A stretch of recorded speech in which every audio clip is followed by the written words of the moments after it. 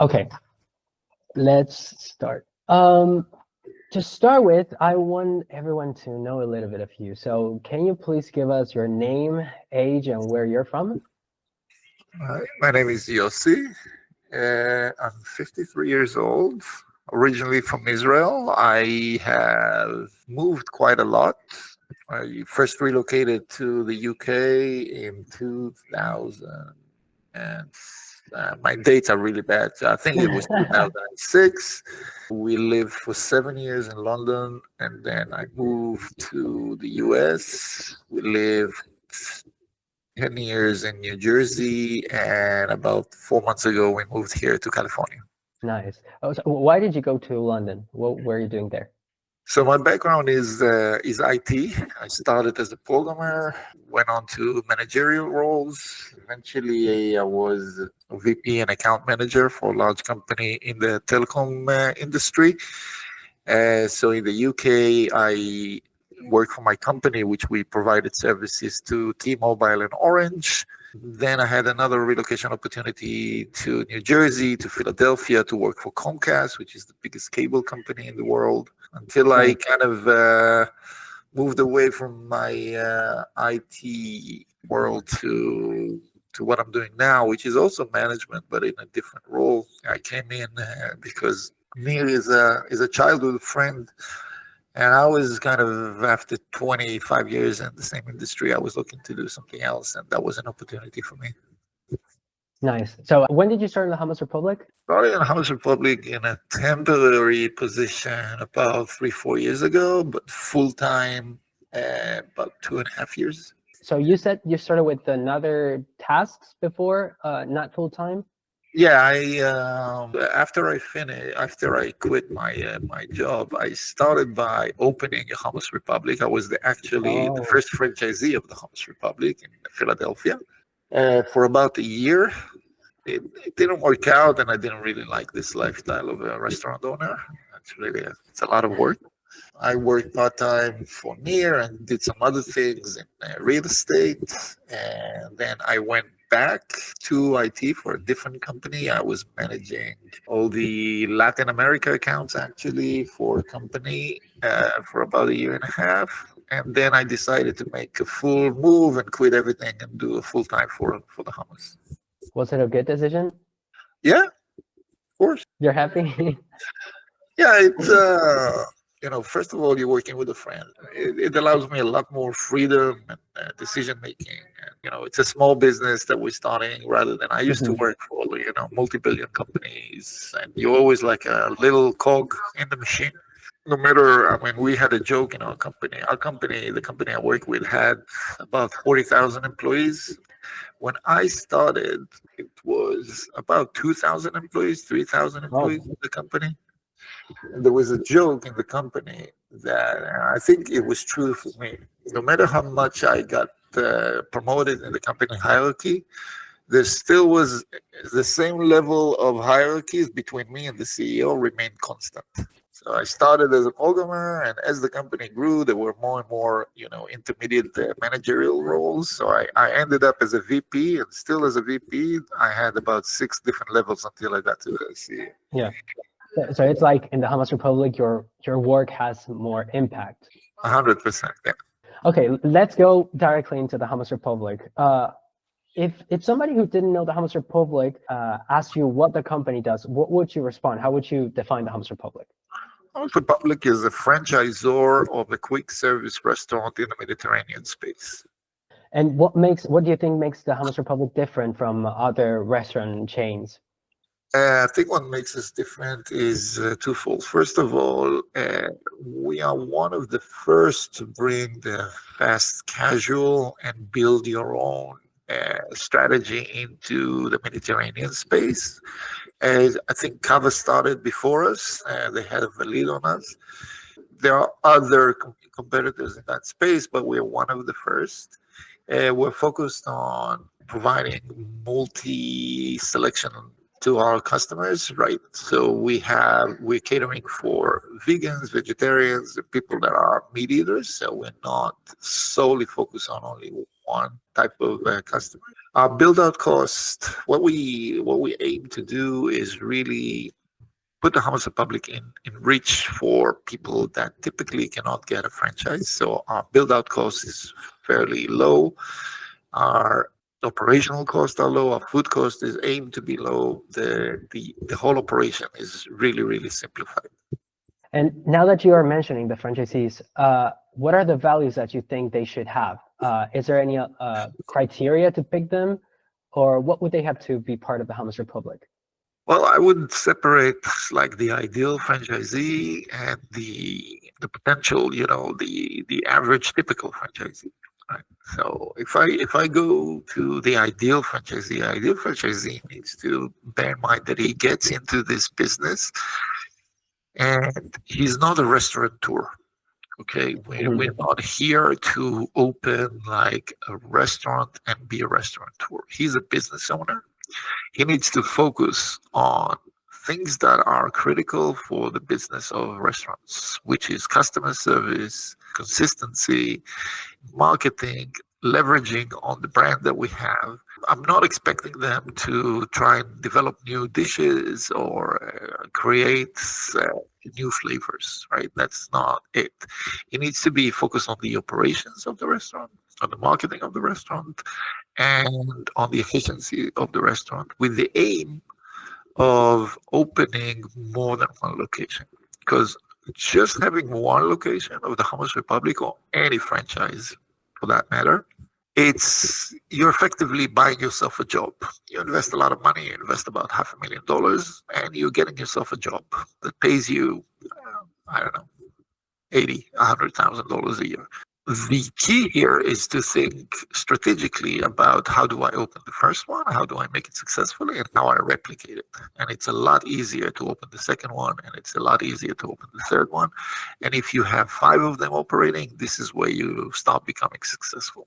So they need to think beyond than one location. Yes, this is the ideal. Uh, Okay, and what about the company internally? So in a corporate level, as an organization, as a team, what would you say are the key values? What do the people who work for the corporate franchisor need to have?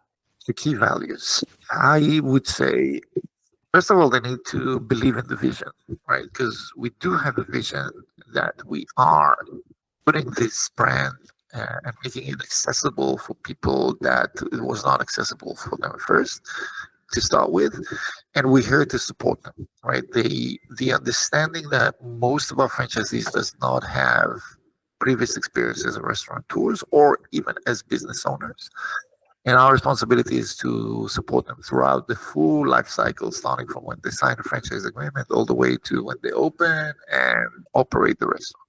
So they have to share this vision of understanding that people are risking their life savings and betting on us and on the brand in order to change their life. They need to understand that and support them. But I think that's number one. Obviously, what every business needs is people that are committed, people that care about what they do, people that come with ideas, with solution to problems, being proactive and smart about the work that you do. Have you found yourself with problems finding these values in people? Have there been any changes in the corporate team? How do you manage that? Yeah. So yeah, one of the things that is a core not value, but there's something that is called corporate culture, right? Research shows that corporate culture is very, very much similar to the founder's culture. It's true in the Homeless Republic case as well. You spoke with Neil. You understand his attitude to life. There's a few things that are very, very unique to Neil, right? He's very, very risk aggressive. He takes risk all the time. He is a firm believer of finding young, promising people and giving them a chance and training them in order to make them grow with the company. He does not believe in finding, veteran managers with 20 years of experience and paying them loads of money because he believes that the chances of them being successful is more or less the same as someone young, ambitious, and hungry. to achieve the same results. And that's typically how we work. We typically do not hire for position people with a lot of experience, and it has its pros and cons. On one hand, Yeah. we're very lean, and our cost structure for salaries is relatively low. On the other hand, everything that we learn, we need to learn by ourselves, right? We do not bring organizational knowledge from outside into the company, other than myself, right? I'm the only one that has like 25 years of experience in corporate America. And a lot of the processes that you see around you, and the structure of the company and everything around it, it's stuff that I brought with me that was not here before. Uh, so again, pros and cons. I'm sure there's a lot of things that we could have done quicker if we brought people with previous experience. But on the long term, I can give you two examples. One is the sales team and the way that we're doing sales for franchise. We struggled with it for almost 2 to 3 years in terms of how do we define the processes, how do we train the people, how do we build the marketing materials, how do we do the campaign, how we do the lead generation, how do we follow up with people. And I'm sure we wasted a lot of time and effort on trying to recruit the wrong people and trying to train the right people or the wrong people, or doing processes differently and wrong and yes and no. But at the end of the day, today, I can tell you that we probably have the lowest lead generation cost in the industry for franchising. Our conversion is not bad at all, and we do it all in house. It's fully under our control. We don't have any third party contractors. Typically, in companies like ours, and we test it out all the time, right? We apply for franchise in other companies. Typically, someone get back to you in an email after a week or 10 days. Mhm. We like 3 times a day. The moment that you hit it, we have a target that we will talk to that person within an hour. To tell you that it's always happening, it's not, but that's our target. So it's something that we started by learning ourselves, but we now have a very efficient team, and we're not relying on anyone. We're in this process now with marketing and local marketing. We're learning. We do not bring external expertise here, which is, as I said, it's got its pros and got its cons. We're learning. We're about, I think, where we were with sales a year ago. And I believe that within a year, we will have probably one of the leanest and marketing teams in this industry. And that's how we work. So we spoke about the customer's experience a little bit of what they find themselves with when they walk into a Hummus Republic restaurant. But regarding the franchisees and competitive advantage, what factors differentiate the Hummus Republic from other healthy food franchises of the market or other chains even? So for the franchisees, there are a few advantages of going with us and a few disadvantages. The advantages are that we are a startup company still. We are small, lean, and a lot of the territories, the hot territories and the good locations are available still. So today, if you're going to go to other franchises, let's say when you're starting a franchise, you have two options. You can go with, the big names. You can try and open a McDonald's or Subway or Jersey Mike, which is the most the growing ones, right? Mhm. You're gonna hit two challenges there. One is the good territory is already taken. And second is that they will not guarantee, especially in the case of Subway, they will not guarantee you like a secure territory. You can open a Subway here, and 6 months from now, someone will open a Subway down the street. The starting cost for us is significantly lower than the big franchises. And we're still small enough to individually know each one of the franchisees name, and by each one of them have my phone number, and it's been ringing all days with questions and complaints and stuff, so they have access to the team. That's the advantages. Disadvantages is that it's a small company, so the same advantage is a disadvantage. Right? We do not have the same resources to invest in marketing like other companies have. We do the best with what we have. We do not have a multi-million R&D company for new dishes and stuff like that. Things are happening a little bit slower. What I always say is that it's like investing in a startup before it's big. right? It has its risk and it has its reward.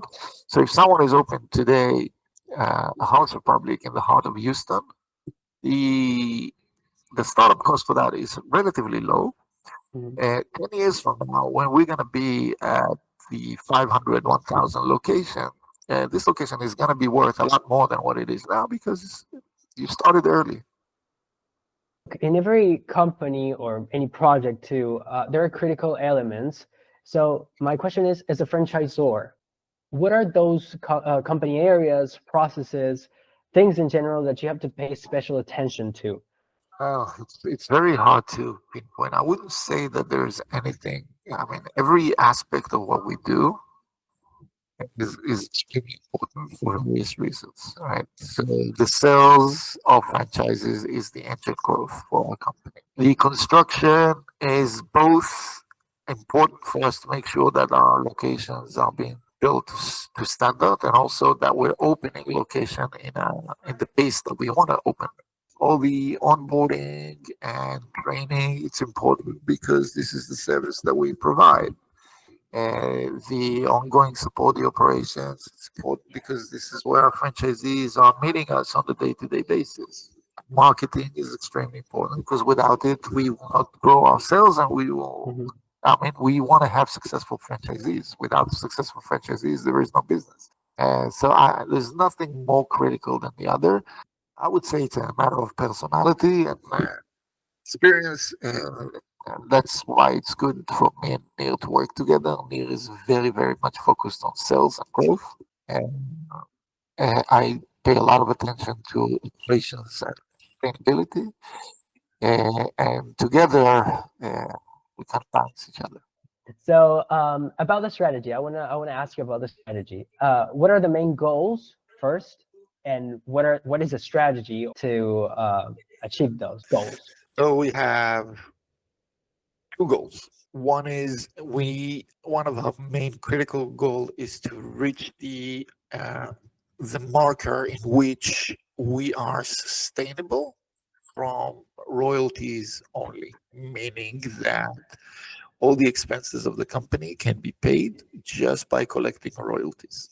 And we're not relying on sales of franchises. Mhm. It's an important milestone in a franchisor's life cycle, and we believe that we're gonna hit this mark when we hit the 100 locations. So by definition, our target is to hit 100 open locations.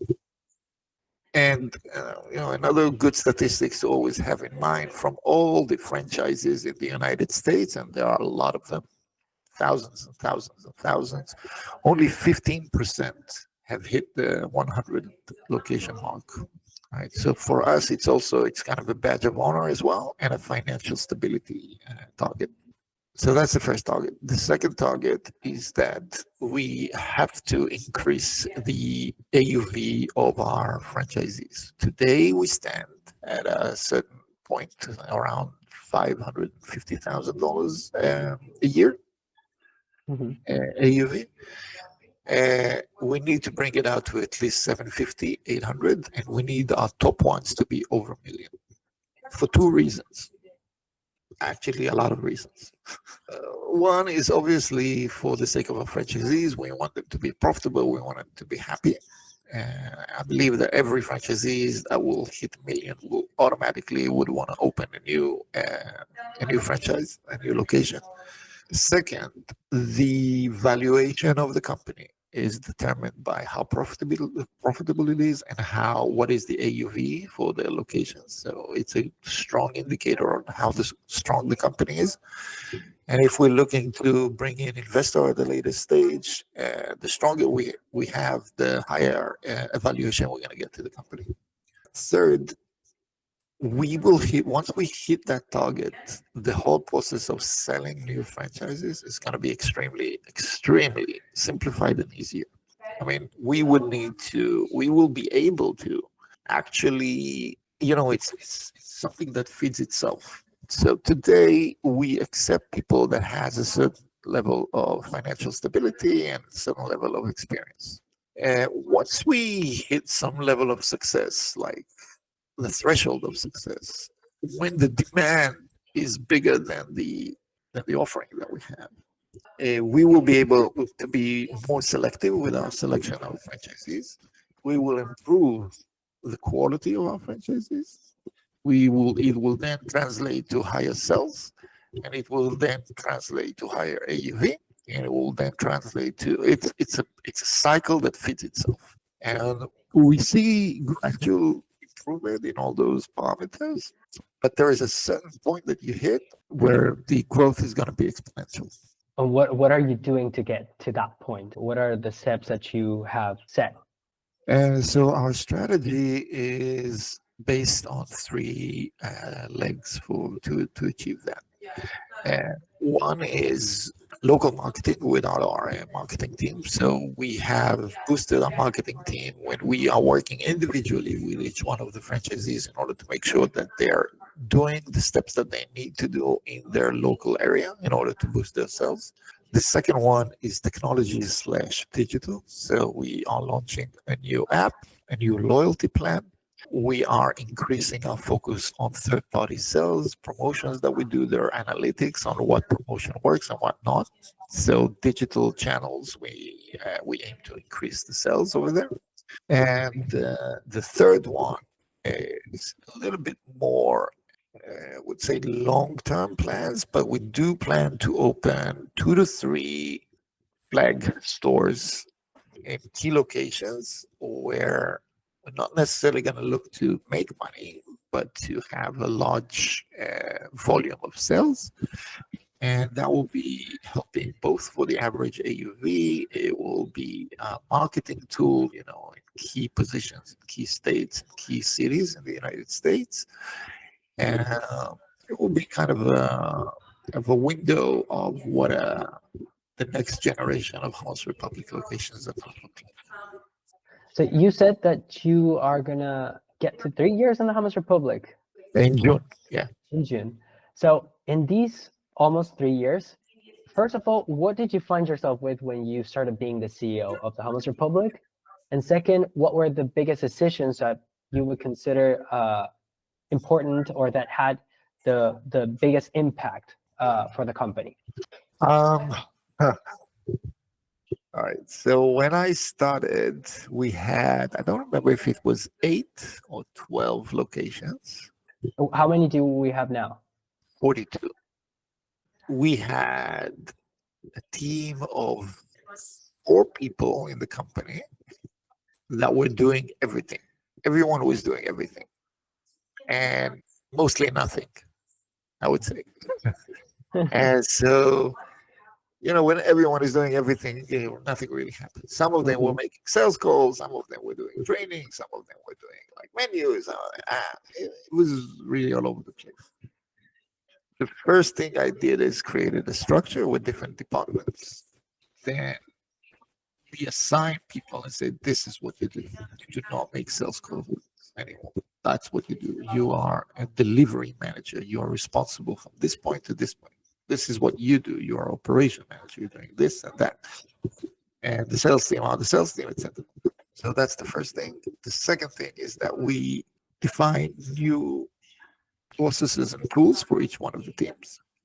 So for the sales team, introduced a new CRM, a new lead funnel, and new processes of how we get the leads, how we manage the leads, how we track the leads, dashboards on lead cost and lead conversions and tracking, etc., and targets. So that was actually the first focus item for us, is to improve the sales team, and I believe we've done a good team deal. In construction as well, new tools, how to track things, how to get things done, how to listen. Last year, it was a record year. We managed to open 24 restaurants last year. Right, that means that it's a rate of 2 per month on average. It's a big deal for us. Big companies are doing maybe 15, 20 a month, but the teams are a lot bigger. We have still a small team, but we managed to do 24 locations opening in 1 year. There's a lot of things that are going into opening a restaurant. So What's the goal for 2025? goal for 2025 is about 20 new openings. So around 50% of what you have now. Yeah. Interesting. Now, I wanted to ask you a bit more about the franchisees and their operations. How do you, as a franchisor, ensure alignment between the corporate strategy and the franchisee operations? Are there any controls? Are there any processes or systems to achieve that? On paper, yes. So again, to go back to the difference between a well-established and a big franchisor to a startup franchisor, which I still consider to us to be an emerging franchisor, we have all the building blocks in place in terms of the franchise agreement that are signed is very, very restrictive about what they can do and what they cannot do and how to operate things. And we, as a franchisor, work with them in order for them to understand exactly during training, and they need to be aligned with what we have. We still do not have the policing tools that are needed in order to ensure that standards are being met. We typically are being aware of issues when they're really catastrophic and we're trying to fix them. And there are a lot of lineage that we still have to franchisees that say, listen, maybe I can do a little bit of this and a little bit of that. Can I add a little bit of this to the menu? And I want to try this, I want to try that. We're still in a position that we say, okay, we're going to let it go. But one of the things that definitely, as we grow, it's on my to-do list is starting to do these quality controls. We're in the process of signing an agreement with a company that does secret choppers. So we do want to start sending like secret choppers to our locations to track the control. So another issue that we have, typically when a franchisor or any company is growing, there are two methods, two approaches that you can do. One is very, very local, that you're going to say, all right, we are from California. We're only going to open stores in California because it's easier for us to keep track of quality. We don't need to work with national suppliers. It's easier to do marketing because everyone is clustered together. It's a lot easier to manage a franchise which is all in the same place. So, for example, the biggest burger company here in the West Coast, it's called In-N-Out. I don't know if you heard of them. Yeah. They are only doing California. There isn't a time of the day that you're going to go to an In-N-Out and there won't be a line out the doors and a line of cars around the block. And they will not go anywhere out of California because they're saying it's exponentially more complicated to spread around. The other method is it's called the shotgun approach, which is basically you scatter, right? Whatever someone wants to open something, we're okay with it. Yeah, you want to open in Michigan, open in Michigan. You want to open in Kansas, open in Kansas. It introduces a lot more complexity. As I said, it's the other way. It's easier to sell because your market is a lot bigger, right? You don't only look at California, you look at the whole market. But it's a lot harder to manage, a lot harder to control in terms of the quality. It's a lot harder with food suppliers, with paper goods supplies. Everything becomes more complicated. And this is where we are now. We're scattered, but we got to a position where we have locations every key market, so it's easier for us now to grow in those markets, even though that we're scattered. I was going to ask about international expansion. So for now, we're not thinking about that. No, for now, no. I get a lot of emails about this. And for now, we Where did from? talk to someone, Canada, Mexico, the Middle East, India. I don't know enough about those markets to understand the complexity of, managing someone remotely, and it's not for us as of now. And going back to operations, how does a corporate team support franchises in optimizing their sales, their operations, the day-to-day things that happen in the locations? So we have what we have now, which is not great.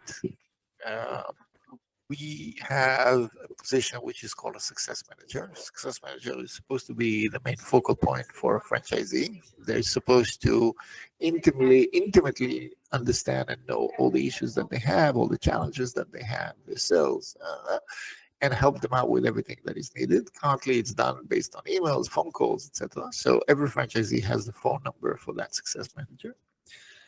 We have a marketing team that is working with them on a day-to-day basis and scheduling calls and working with them on marketing activities. We're in the process of creating uh, a ticketing system that will allow us to kind of be more strategic about how requests are being made, how changes are being made. But for now, it's really emails, phone calls, text messages, WhatsApp, etc. Let's change to the company challenges, and maybe the changes that the company has gone through. Let's start from the end. What lessons have you learned from new franchise openings or marketing expansions? What would you highlight? Specifically about what? I mean, there's a lot of lessons in all the areas that I've What discussed. comes to mind? Everything is useful. One of the things that I think for me it's really important to remember is that, and this is one of the biggest challenges that I'm currently trying to wrap my head around it. Our franchisees, a lot of times, most times, does not have previous experience in restaurant. A lot of times, does not have previous experience in running a business. And we expect them to do two things. We expect them to run their business the most efficiently that they can, but we also expect them to, and that's what every business owner needs to do, to be honest, right? But not a lot of business owners knows about it in advance. The ratio that you need to do to split your time between operations and sales needs to be 70% sales and 30% operations. You have to invest the time and effort in expanding your sales. You cannot just the best operations that you're going to have, the best restaurant that you're going to have, if you're just going to sit there and you're not going to market yourself, it's not going to be successful. And our franchisees, they are they are not there. They're expecting all of it to be done for them. And as I said before, we have limited resources because we're a small franchise.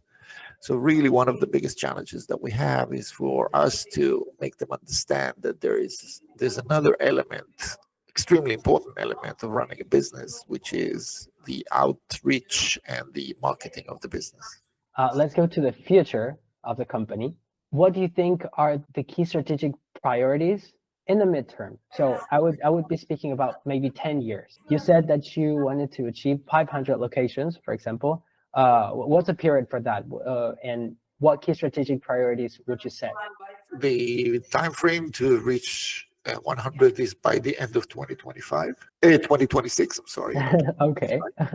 You're talking a bit longer than that. We need to bring our online sales to be around 40% of our overall sales, with most of it with direct channels rather than third parties. I told you about the AUV. Yeah, we need to bring it up. And I need to have very clear and effective marketing guidelines that I would know that if a franchisee will actually do one, two, three, four, five, six, it will show these results. I want to Okay. be in a position where I can tell them, if you do all those activities that we're going to tell you, for every dollar that you spend, you're going to get back $4 in sales. Do you think that the market is that something that you can actually do with the US market? Because I'm thinking in Argentina, that's something that would never happen. So in the US market You specifically, can do it, but it's never going to be stagnant, right? Because things change all the time, right? What if one marketing approach that will work today will not work tomorrow?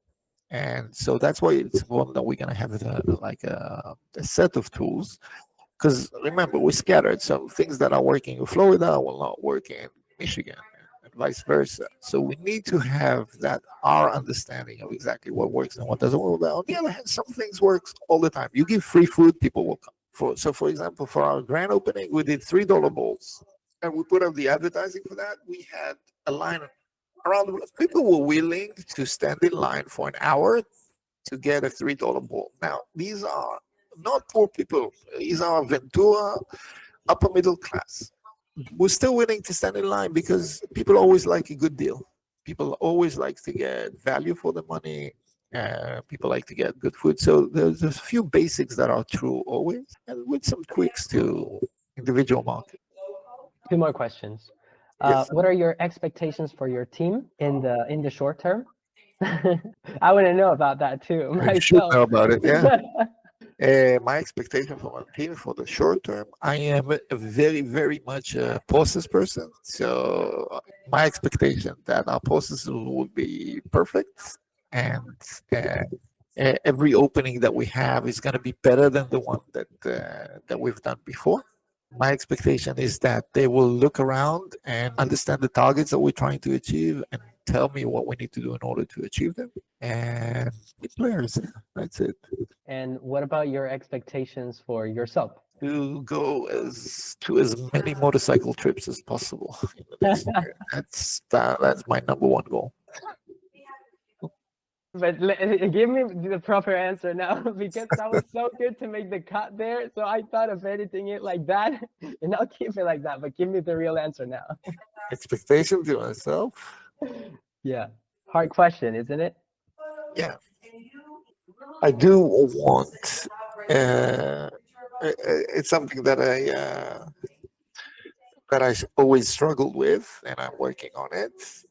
Uh, I do want to be in a position that I can delegate more of the activities to people and free myself to be more in nearest mode of operations, which is always thinking about how we can improve and grow the business and be less involved in the day to day. I want to have a team that is kind of that I can be safe that the business is being run properly, and then I can come and interrupt with improvements and enhancements. Awesome. That will be all. All right. Thank you so much.